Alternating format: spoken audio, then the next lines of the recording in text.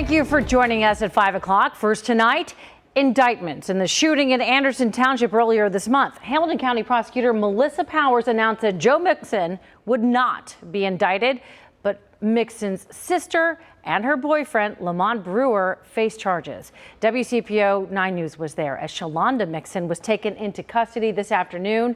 WCPO 9 News reporter Taylor Nimmo joins us now live with new details. We're hearing about what took place the night of that shooting. Taylor.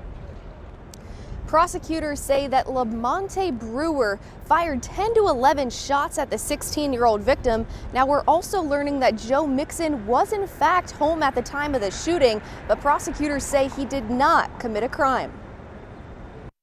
The surveillance video showed Brewer and Joe Mixon in Mixon's backyard and Brewer firing multiple shots at the teenager.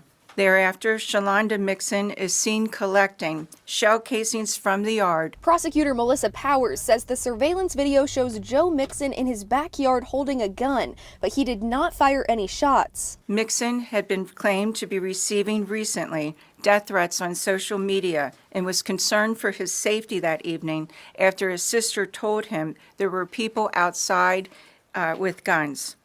As a legal gun owner, Mixon had the right to possess the firearm and did not commit a crime. Prosecutors say the 16-year-old victim was Mixon's neighbor. He was playing with Nerf guns in his own yard with his friends at the time of the shooting. Prosecutors say at no point did any of the teenagers have a real gun. This is an aerial view of the scene. Officials say the red circle is where shots were fired by Brewer in Mixon's backyard.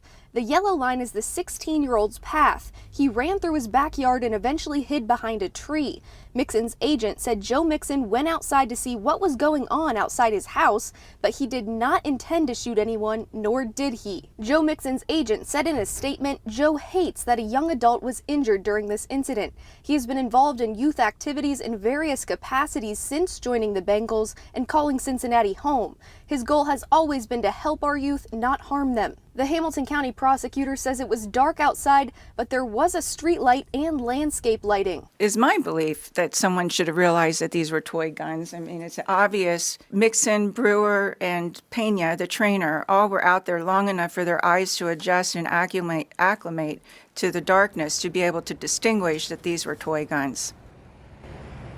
Now, Prosecutor Melissa Powers says they believe that one of the bullets actually went through the Nerf gun that the victim was holding. They say one of the bullets they believe went very close to that child's head. Now, Powers says she believes it is a miracle that this child was not killed. Reporting live from the courthouse, Taylor Nimmo, WCPO 9 News.